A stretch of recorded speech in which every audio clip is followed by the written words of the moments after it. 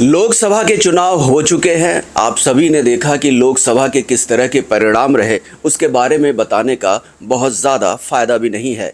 लेकिन हरियाणा में जो एक बात सामने आ रही है वो ये है कि विधानसभा का चुनाव 3 महीने पहले है, लेकिन उसके पहले एक जो बड़ी घटना होती नज़र आ रही है कि हरियाणा सरकार का क्या होगा।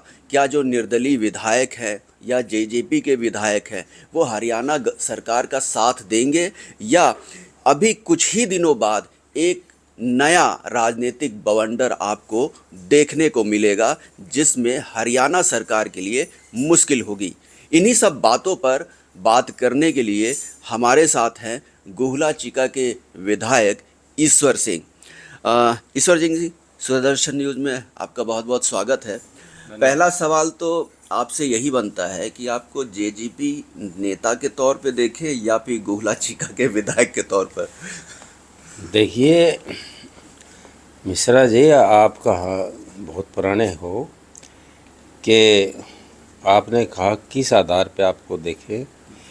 मेरे को उस आधार पर देखा जिसके पास राजनीति के अंदर 77 का भी तजर्बा है, और 77 के ज़माने के जो लोग थे अब तो वो रहे नहीं। मैं सीनियर मोस्ट अकेले ही हूँ विधानसभा में, और मेरे को उस नज़रिए से भी मैं पार्लियामेंट का भी तजर्बा है कि 6 साल राज्यसभा में भी रहा हूँ। मैंने प्रशासन के तौर के ऊपर जो है ना ऐसा नेशनल कमीशन को भी चलाया है। तो ये तजर्बे की जो बात है आपने जो कही, ये समय समय के अनुसार परिवर्तन आता रहा। जो वक्त की डिमांड थी वो कुछ और पूर्ति थी, आगे कुछ और है। अब लेटेस्ट क्या है वो आप मेरे से जो है जानना चाहो तो बताइए। जो कुछ आप कहोगे मैं बताऊंगा, अपने तजर्बे की बात बता दूंगा।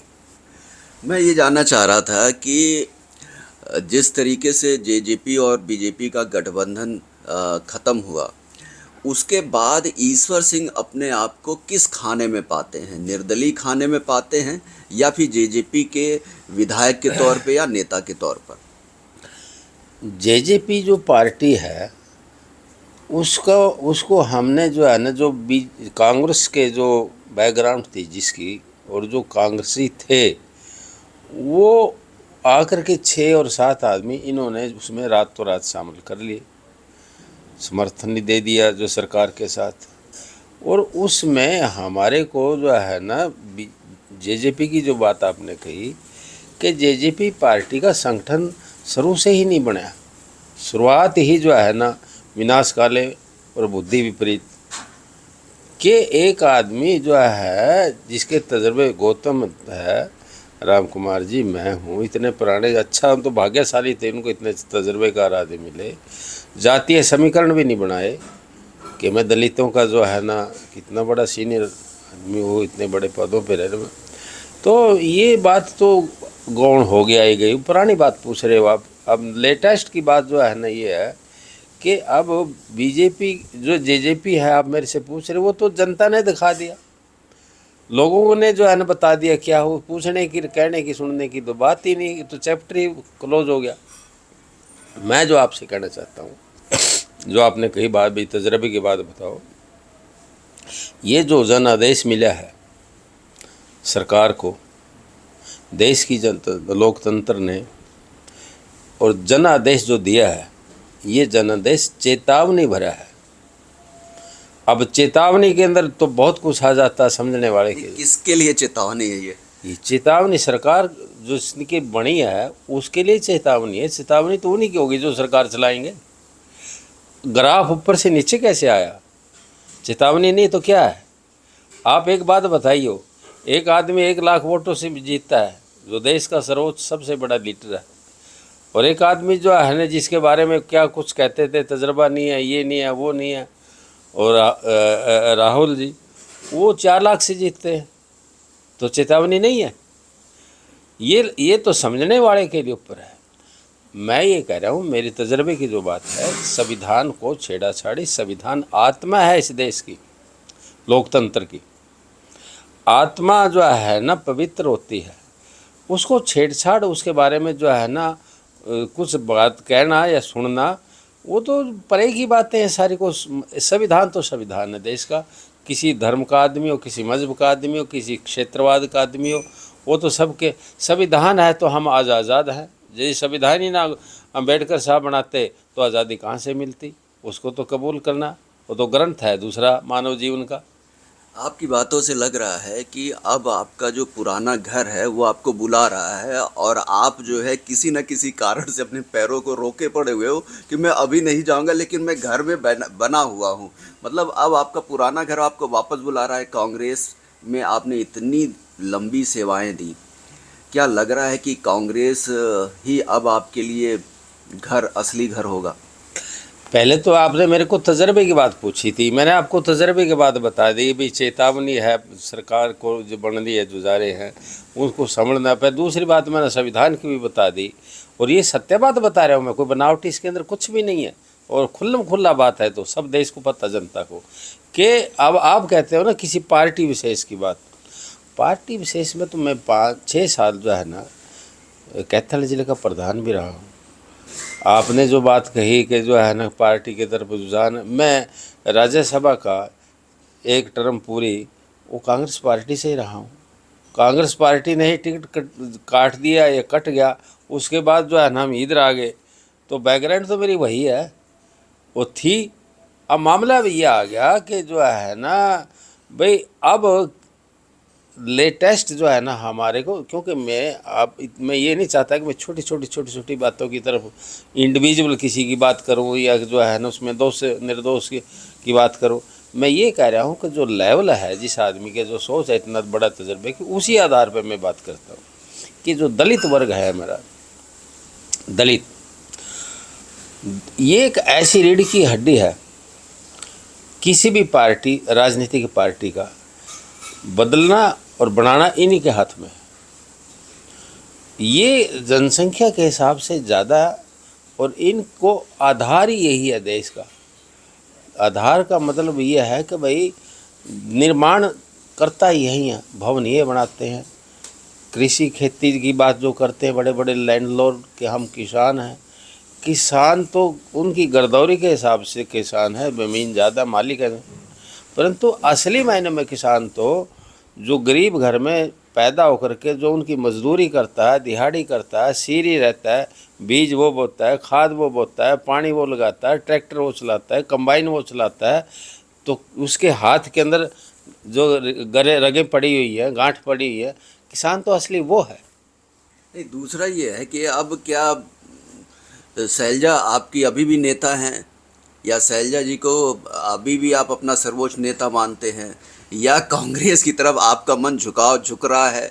आज या ना कल हम आपको कांग्रेस में फिर से देख सकते हैं। आपने मैडम शैलजा की जो बात कही वो आदरणीय है, मेरे लिए नहीं। आज उसका नाम, वो राष्ट्र के जो है ना लेवल की उच्च कोटि की लीडर है। एक सिर्फ किसी उसको सीमित रखना हरियाणा तक, उसका जो है ना पद की गरिमा के साथ विपरीत है। वो राष्ट्रीय नेता हैं। आपने कहा शैलजा, शैलजा हम मेरे कहने से थोड़ी कि मेरे वो लीडर थी या है या मैं रहेगी, ये सारी जनता को उन्हें बता दिया। सरसा की जो सीट जीत के आई है, और पहले ही जनादेश ये मिल गया कि कैंडिडेट आया भी नहीं और भारी पहली पड़ गया। इलेक्शन शुरुआत ही नहीं हुई थी और चर्चा होगी कि सेल जारी है, तो हर अखबार में, मीडिया में, लोगों की ज़बान पे सबसे बड़ी बात ये आई कि ये आ गया, ये कैंडिडेट भारी है। और जब नॉमिनेशन पेपर फाइल किया, उसके से दे के और जीतने तक वो लेवल बढ़ता ही गया, नीचे गए ही नहीं। आपके सुपुत्र अभी कांग्रेस में हैं, रणधीर जी, और तो क्या हम आपको भी देखेंगे कांग्रेस में? समय के हिसाब से जब मेरा बेटा जो है ना कांग्रेस में है, मैं ये जो अब आपको पहले, अब आज तो मैं कागजी लीगली और जो है ना पार्टी के नाते मैं किसी और पार्टी में खड़ा हूँ, उसके कुछ कानूनी अड़चने मेरे पे नहीं, सब पे लागू होती हैं। अब रणधीर आपने जो कहा वो कांग्रेस में है, वो रणधीर मेरा जो लड़का है उसका बहुत लंबा कैरियर जुड़ा हुआ कांग्रेस से ही है। शुरुआत से उससे ही है। वो सेक्रेटरी भी रहा प्रदेश का, वो एमसी भी रहा जो है म्यूनसिपल कमेटी का, जहाँ से उसने शुरुआत करी। अब वो बोर्ड का चेयरमैन भी था डायरी डेवलपमेंट का, उसके अंदर उसने बहुत काम किया। अब मैडम शैलजा जो है वो हमारे उनके एक छत्र लीडर है, हमारा उनका पारिवारिक रिश्ते भी हैं, संबंध भी हैं। पार्टी से अलग हो गई थी, मेरे से पूछना चाहते हो तो रणधीर की इच्छा थी, वो स्वतंत्र है। अब वो 52 साल का हो गया, उसको मैं क्या रोक टोक करूँगा। उसने जो फैसला किया वो सर्वमान्य है। तो अगर ईश्वर सिंह कांग्रेस के नज़दीक हैं और कांग्रेस में भी आज या नहीं तो कल जाते नज़र आएंगे, तो क्या माने कि हरियाणा सरकार को खतरा है? हरियाणा सरकार के खिलाफ अगर सदन में अविश्वास प्रस्ताव आता है तो ईश्वर सिंह जो है अविश्वास प्रस्ताव के पक्ष में वोट करेंगे? ऐसा है, ये सवाल तो इसके जो है ना, इसका सिर मुंह कोई भी नहीं है। सबसे पहले तो मैं पढ़ा लिखा हूँ, LLB नहीं, LLM और हाई कोर्ट का वकील भी हूँ। उस नज़रिए से मैं आपको बता रहा हूँ कि 6 महीने तक तो विधानसभा का स्तर बुलाने की कोई ज़रूरत नहीं। पढ़े लिखे वाली बात यदि बात करें तो सरकार कहाँ खतरे में पड़ेगी। खतरा तो तब हो कि हाउस के अंदर जनमत, विधानसभा के अंदर विधायकों का जनमत दिखाना पड़े किस पार्टी का बहुमत है भी या नहीं। वो तो हो लिया। अब ये अल्पमत में सरकार है, जो आप बार बार आप भी बात कर रहे हो, पूछना चाहते हो। अल्पमत में सरकार होना सरकार गिरने का मायने नहीं है। अल्पमत में होना एक मैसेज जाता है पब्लिक के अंदर कि ये खुद ही अल्पमत में है। ये है उसका डीमेरिट। मेरिट के हिसाब से सरकार को कोई खतरा क्या था? कुछ भी नहीं। हम वोट दें ना भी दें तो कोई उसको तो खतरा तो है ही नहीं। अब क्योंकि जब सेशन आएगा उस टाइम तक तो आचार संहिता लग जाएगी। अब पिछली बार तो आप लोग ने एब्सटेन किया था, बाहर आप लोग रहे थे। बिल्कुल। आप में से कुछ साथी आपके तो सदन में सरकार के पक्ष में ही मतदान किया था, लेकिन आपने जो है बाहर से ही वॉकआउट किया था अपने सदन में। तो क्या अभी भी अगर मान लीजिए कि राज्यपाल, ये ऐसी परिस्थिति बनती है कि अविश्वास प्रस्ताव सरकार को सामना करना पड़े, तो क्या भूमिका रहेगी? पहले तो मैंने आपको कहा कि पहले प्रस्ताव किसी ने दिया। हम 5 आदमी जो गए थे विधानसभा में, किसने दिया था? पार्टी के, जेजे की पार्टी के तो किसी ने दिया ही नहीं। वो तो जब वोटिंग शुरू हुई तो बाहर आ गए थे। वो तो 10 के 10 में किसी ने दिए नहीं। अब आपने कहा गवर्नर यदि बुलाए, गवर्नर क्यों बुलाएगा? जो है ना कि कारण है, कुछ कारण तो बनते ही नहीं। टेक्निकल कारण मैं आपको बता रहा हूँ। वो गवर्नर ये कह सकते हैं कि आप हाउस के अंदर अपना दिखाइए जो है ना आपका बहुमत है या नहीं। वो उनको ज़रूरत नहीं। अब तो मैंने कहा कि पब्लिक इमेज के लिए वो हाथ पैर मारते हैं बीजेपी वाले भी कि हम जो है ना ये दिखा दें कि नहीं, अल्पमत में नहीं है, बहुमत में। किसी ढंग से जो करता है राजनीति में, हर आदमी अपनी अपनी कोशिश करता है।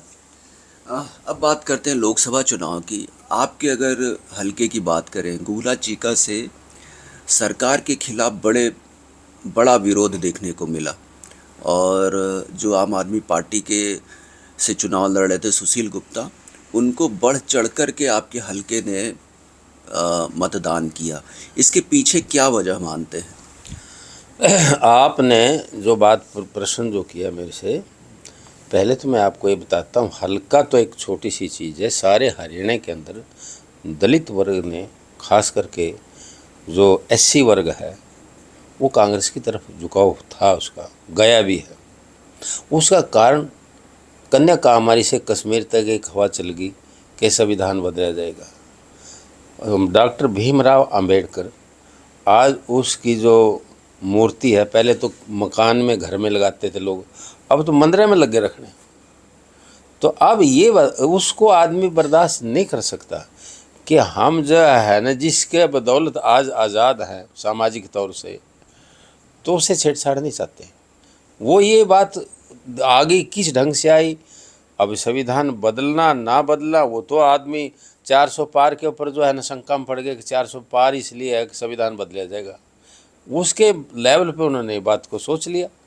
ये कारण गोले गोले का नहीं है, थ्रू आउट स्टेट का नहीं है, थ्रू आउट कंट्री का है कि दलित वर्ग जो है ना वो कांग्रेस की तरफ झुका हुआ है। संविधान को बचाओ तो यही बचाएंगे।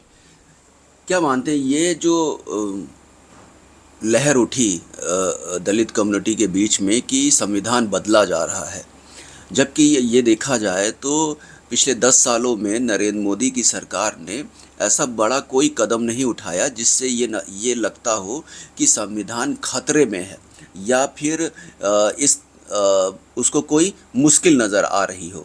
तो ये एक अफवाह फैलाई गई या इसमें कोई हकीकत भी देखते हैं आप? मैंने आपसे ये कहा कि संविधान का शब्द ही नहीं आना चाहिए था। इलेक्शन के दिन है, नाजुक होता है और शंकाएं भी जो है ना जन्म लेती है उसी टाइम, रात रात को भी हो जाती है।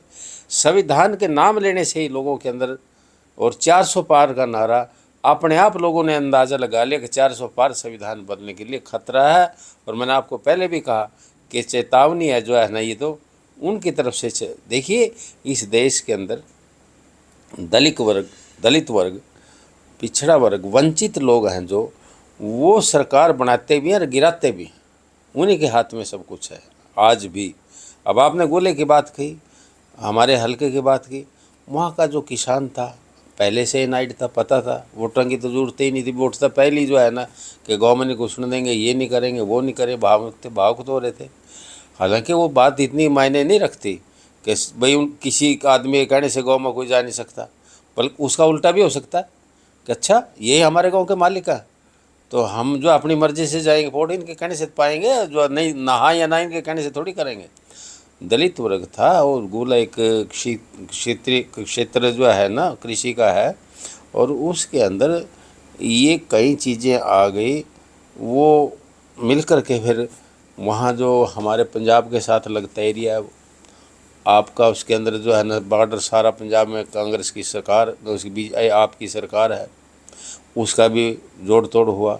और विशेष करके दलित जो हलके हैं उसमें लगभग कांग्रेस का ही, मैंने जैसे आपको पहले कहा, संविधान ही यहाँ बात आगा कर घुसी है। और दलित वर्ग के जितने लोग हैं झुकाव उधर है। आपको तभी याद महसूस होया कि जितने रिजर्व क्षेत्र हैं वो उसके अंदर कांग्रेस ही जीती है। तो एक सवाल ये जानना चाहेंगे, क्या मानते हैं कि सरकार को खतरा है अभी या नहीं खतरा है, हरियाणा सरकार को? मैंने आपको बार बार बताया, पहले भी बता दी मैंने ये बात आपको, कि मेरे को पढ़े लिखे नाते बात पूछ रहे हो आप। मैं संविधान के बारे में बात तभी करी है कि खतरा तो तब होता, मैं बता देता, वैसे गुमराह करने का कोई फायदा। खतरा तो तब होता कोई बात हो, बात ही नहीं, बात ही है सेशन तो बुलाना नहीं। और ये कोई ज़रूरी नहीं है कि सितंबर अक्टूबर के अंदर इलेक्शन हो, सरकार के हाथ में पहले भी करा सकती है। तो वहाँ खतरे पतरे की बात जो है ना सारी ख़त्म हो जाएगी।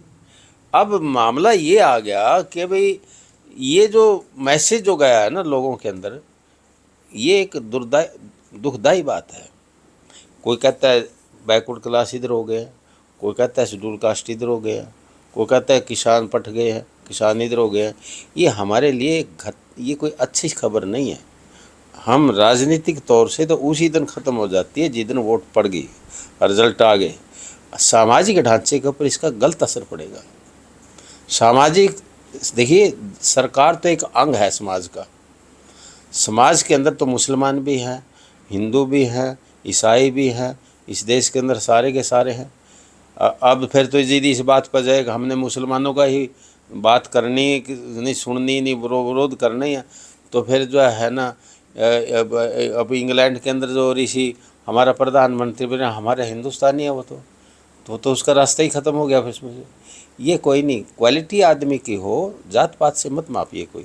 देखो मैं आपको एक बात बताता हूँ जो इससे संबंधित नहीं है और वो पॉलिटिकल भी नहीं है, कि ये राजनीति के अंदर जो इलेक्शन के अंदर ये चीज़ें बहुत ख़तरनाक साबित हो रही हैं। टिकट बंटते हैं वो भी जात के आधार पे, वोटां पड़ती हैं वो भी जात के आधार पे, मिनिस्टर बढ़ते हैं वो भी जाति के आधार पे। कहाँ जा रहे हैं हम?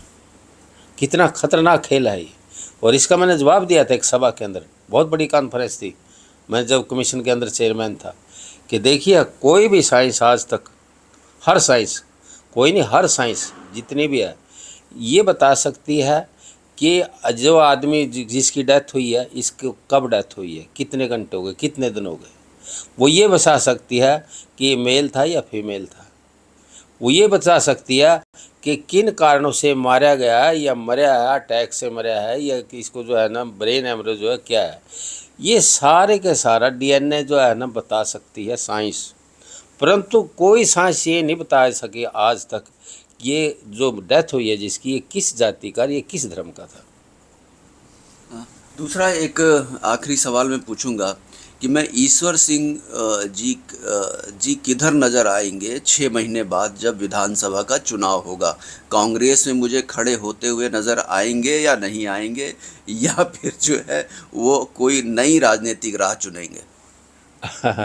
बात यह है, अब आप अभी तो दिन रखे नहीं गया, गीत पहले ही गाने लग गए ब्याह का जो है ना, कोई चिट्ठी पत्र आएगी, दिन फिक्स होगा तारीख, तभी तो जो है ना आपको बताएंगे। उससे पहले क्या गीत का बेगानी शादी में अब्दुल्ला दीवाना, अब ब्याह किसी को हो रहा और अब्दुल्ला वैसे जो है ना कपड़े पाए फिरा, उसका कोई फायदा नहीं जो है ना। ये कुछ ऐसी बातें हैं जो समय के हिसाब से बताई जाएंगी। आएंगे आपके पास या मैं आऊँगा आपके पास, जो आपको बता देंगे उसी टाइम, समय से पहले बता देंगे। धन्यवाद ईश्वर सिंह जी। तो आपने ईश्वर सिंह जी की पूरी बात सुनी और संभवतः बड़े ही गूढ़ तरीके से, जिस तरह के ये विद्वान हैं उसी तरह के ये जवाब देते हैं। आमतौर पे मीडिया को भी फंसाना बड़ी अच्छी तरीके से जानते हैं। इन्होंने बातें तो सब कुछ कह दी। उम्मीद करते हैं आपने भी वो बातें समझ ली होंगी कि वो कहना क्या चाहते हैं। ईश्वर सिंह जी से हमारी बात आपको कैसी लगी, हमें ज़रूर ये बताइएगा। कैमरामैन सुनील के साथ हरे राम मिश्रा, सुदर्शन न्यूज़, कुरुक्षेत्र।